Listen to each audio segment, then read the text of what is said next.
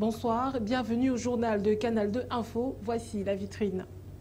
Les autochtones du village Mbela, non loin de Kribi, sont en colère contre leur chef. Ils lui reprochent de vendre leurs terres sans leur approbation. Ces derniers ont utilisé des armes blanches pour se faire entendre. Un village du département de la Sandaga-Maritime coupé des autres localités au moment des pluies. C'est celui de Mandjap 1, dont le pont construit depuis l'époque coloniale est complètement détruit. Les populations appellent le gouvernement à l'aide. À l'étranger, la levée de mandat contre Guillaume Soro au Burkina Faso suscite des réactions. De nombreuses voix parlent d'une pression qui aurait été exercée sur le juge d'instruction.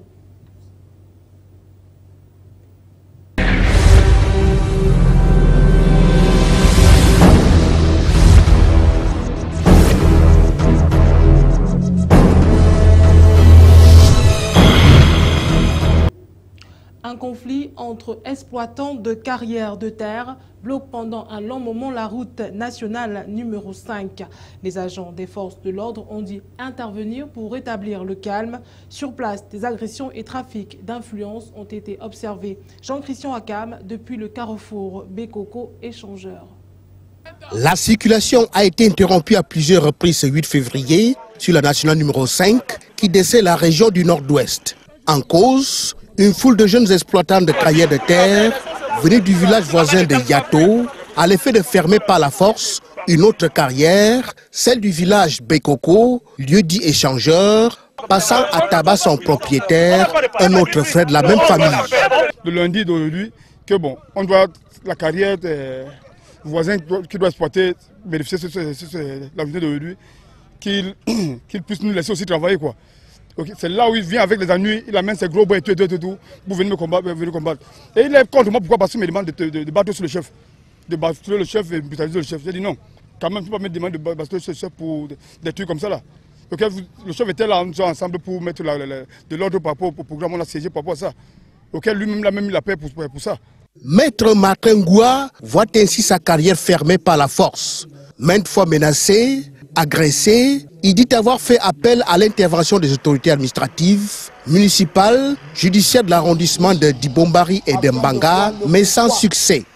S'il bloque la circulation sur la nationale numéro 5, c'est bien pour attirer l'attention sur son cas et sur les dangers auxquels il s'expose au quotidien. Pour la journée du 1er février 2016,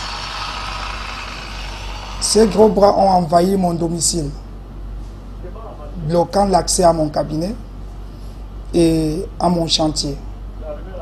Comme quoi, il y a un programme qui a été établi où je ne devrais que travailler 3 jours et eux 3 jours.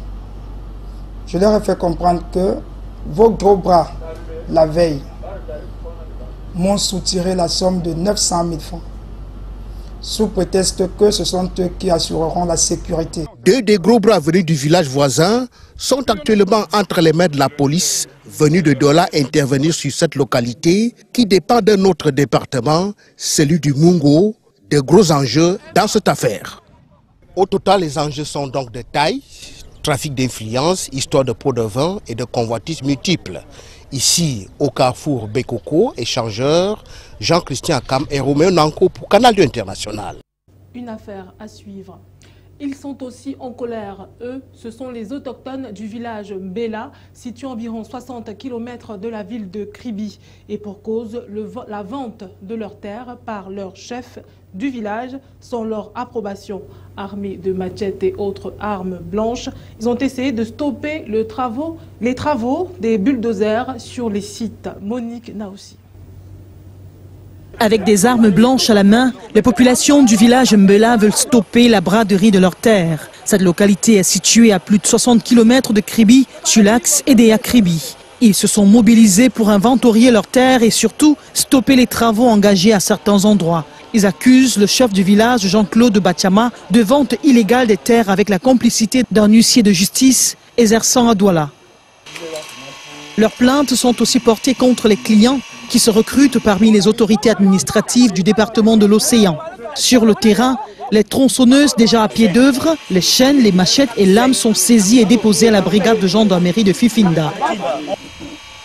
Qui, par contre, qui dit que pour qu'elle vienne exploiter, Bachama a demandé que la fille lui donne l'argent comme d'habitude pour qu'il vienne donner aux populations. Elle a sorti donc 5 millions de francs pour les populations. Pour que les notables descendent ici pour les bornages, elle a donné 800 000, ce qui fait en tout 5 800 000. Le jour du bornage, Bachama s'est retrouvé avec un fictif notable dont les populations ignorent. Selon ces populations, il s'agit de plus de 1000 hectares de terre illégalement vendus aux autorités administratives de ce département. Difficile d'avoir la version du chef du village que nous avons tenté de joindre en vain. En attendant l'action de la justice, les populations du village Mbela ont écrit au chef de l'État pour solliciter son arbitrage. Le village Sondong, dans le département de la Sanaga-Maritime, peine à se développer du fait d'un manque d'esprit de groupe chez ses ressortissants. Pour changer la donne, les autorités traditionnelles ont convoqué une réunion, question d'interpeller les uns et les autres sur l'urgence de sortir le village de l'enclavement. Robert Charlitoc. Sondong, petit village dans l'arrondissement de Ngwei, souffre dans son développement. L'enclavement reste perceptible. Le village subit la loi de l'exode rural de ses fils et filles, de l'impraticabilité de la bretelle, le reliant à l'axe lourd, de la paresse et du manque d'esprit communautaire de ses enfants. L'existence d'un comité de développement à Sondong, devenu une nécessité urgente, a réuni ses fils et filles afin de fédérer les énergies pour un développement certain du village. Le développement, c'est tout le village et c'est chacun qui doit mettre sa main dans la pâte pour réussir. Le village véritablement dans la voie du développement, en faisant des réalisations concrètes pour le bien de la communauté, mais surtout de mobiliser l'ensemble des forces vives pour que le village Sondong, que les filles et fils du village Sondong rentrent au village développer leur village. Cette localité dispose tout de même d'une école publique à cycle complet, des forages, un centre de santé intégré professionnel et une connexion au réseau électrique. Les jeunes ont été exhortés à effectuer un retour aux sources, à y investir afin de viabiliser le village. Je souhaite bon vent à ce comité pour qu'il réussisse dans tous ces projets et je le soutiendrai personnellement. Un cimetière, le village Sondong ne doit cesser d'être et devra connaître une renaissance à travers le précieux outil de développement installé. Toujours dans la Sanaga-Maritime, les populations du village Mandjap 1 ont du mal à vaquer à leurs occupations. Et pour cause, le pont qui leur permettait de traverser la rivière Mang est complètement détruit, ce qui les coupe des autres villages du département. David Pem. Ce sont ces quelques planches qui servent de pont sur la rivière Mang, au village Mandjap 1, dans l'arrondissement de Ngambé, département de la Sanaga-Maritime. Ici, les populations sont coupées des autres villages et de Ngambé, d'où il leur est impossible de couler leurs vivres, de se rendre à l'hôpital et à l'école. C'est l'érosion. Il a beaucoup plu. La rivière était inondée. Et puis l'eau a emporté tout. Vous avez vu que même les barres de fer étaient amenées. Que l'État nous vienne en aide.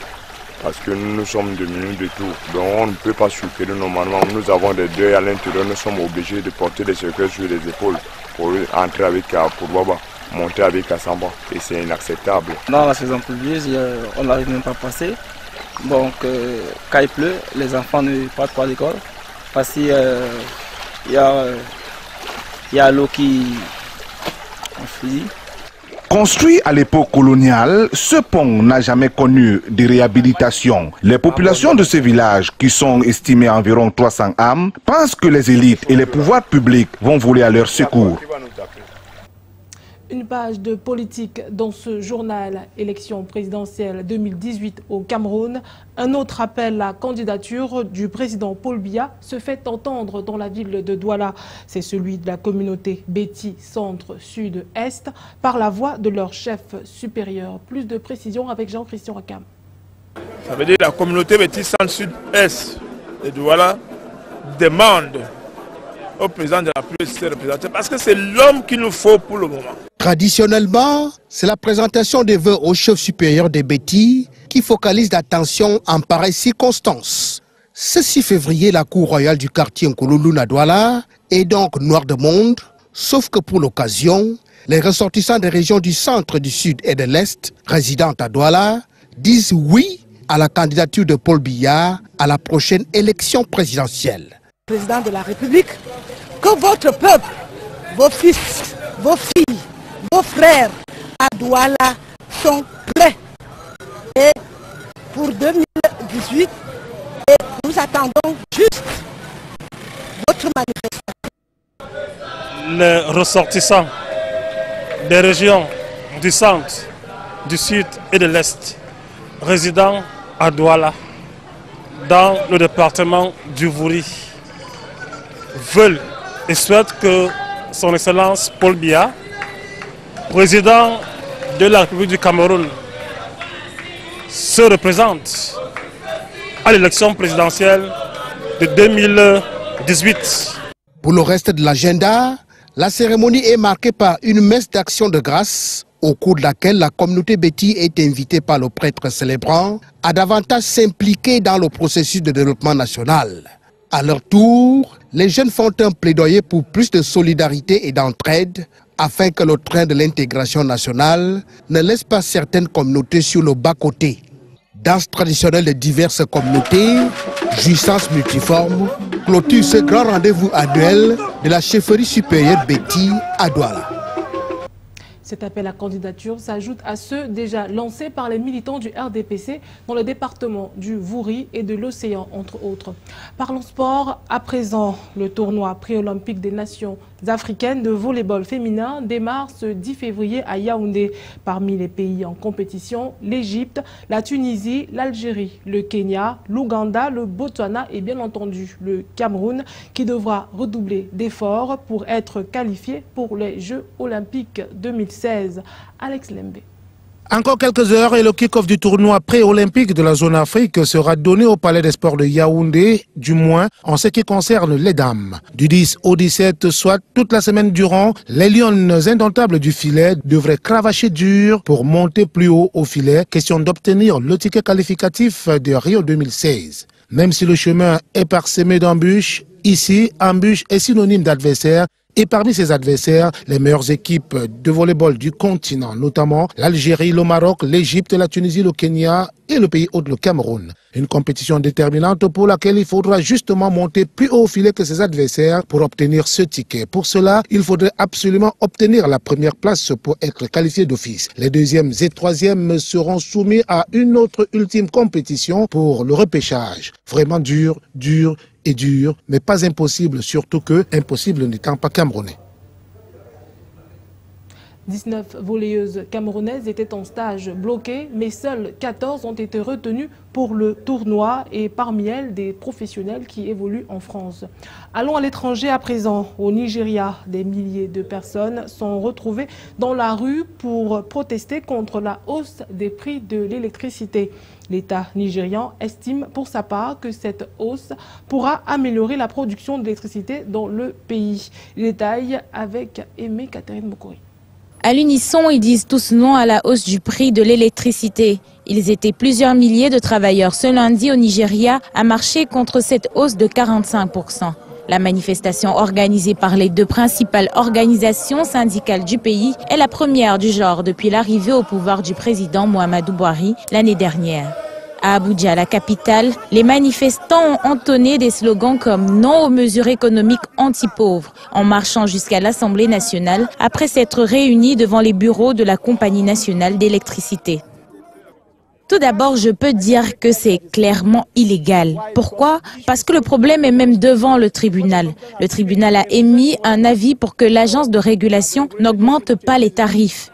Le ministre de l'électricité Babatunde Fashola a expliqué la semaine dernière que cette hausse de prix avait pour but d'améliorer la production d'électricité dans un pays qui en est parfois privé pendant des journées entières. Pour Lucky Jirohan, manifestante, s'il en est ainsi, il faudrait augmenter les salaires. Notre demande en tant que travailleurs nigérians, c'est que si vous augmentez les prix de l'électricité, le salaire des travailleurs doit aussi augmenter. Nous sommes les travailleurs les moins payés du monde. Le moins on nous paie et le plus on nous taxe. Vous augmentez les tarifs sans avertir les travailleurs. Ça nous affecte et ça affecte notre famille. Cette hausse du prix de l'électricité tombe en pleine crise économique. La première puissance pétrolière du continent est touchée de plein fouet par la chute des cours mondiaux de l'or noir, ce qui a asséché les caisses de l'État et les réserves en devises, affaibli le naira, la monnaie locale. Après la levée de mandat contre Guillaume Soro au Burkina Faso, de nombreuses voix parlent d'une pression qui aurait été exercée sur le juge d'instruction. Des affirmations que rejette le commissaire du tribunal militaire de Ouagadougou. Reportage. Personne n'a demandé à un juge d'instruction de lever un mandat d'arrêt. Il n'y a eu aucune pression pour lever ce mandat d'arrêt contre Guillaume Soro, a martelé lors d'une conférence de presse le commissaire du gouvernement, le lieutenant-colonel Norbert Koudougou. Le juge d'instruction travaille en toute indépendance, a-t-il rappelé. La justice burkinabé a lancé le 8 janvier un mandat d'arrêt international contre M. Soro pour son implication présumée dans le coup d'État manqué du 17 septembre. Il aurait été mis en cause dans des enregistrements téléphoniques attribués à Djibril Bassolé. On a eu une convention bilatérale avec la Côte d'Ivoire qui prévoit la possibilité d'extradition des nationaux. Mais on laisse libre choix à l'État requis de juger son national s'il ne veut pas l'extrader. Ça, c'est compris dans une convention. Nous avons signé, c'était en 2014. D'après le lieutenant-colonel Norbert Koudougou, la Côte d'Ivoire aura la liberté de faire extrader l'accusé pour un quelconque jugement. Jusqu'à preuve du contraire, nous n'avons pas encore authentifié ces écoutes. Ce que vous avez entendu, c'est ce que nous aussi on a entendu. Je vous ai dit la dernière fois ici, ça est toujours sous scellé. Lorsque nous aurons les compétences nécessaires pour authentifier, parce que là aussi il y a une procédure à suivre. Si vous faites mal les choses, c'est nul. Pour l'instant, à Abidjan, le mandat reste perçu d'un mauvais œil. Et l'Assemblée nationale a longuement insisté sur l'importance de la levée de ce mandat. En France, on parle encore de violences et de meurtres, plus précisément à Marseille. Après une série d'assassinats et de règlements de compte depuis la mi-janvier, un homme a été tué lundi soir dans un quartier nord de Marseille. Aimé Catherine Mokori. Dans une rue tranquille bordée de petites maisons du quartier Saint-Mitre dans le 13e arrondissement de la cité phocéenne, un homme de 40 ans a été tué lundi soir par au moins 2 hommes armés d'une kalachnikov et d'un fusil. La victime a été atteinte alors qu'elle était au volant de sa voiture et s'apprêtait à regagner son domicile, selon une source policière. Les agresseurs, qui étaient au moins 2, selon des témoins, ont pris la fuite. D'après le parquet, les agresseurs étaient armés d'une kalachnikov et d'un fusil. Au moins une vingtaine d'impacts et des douilles de calibre 7,62 ont été retrouvées sur place, a précisé une source policière.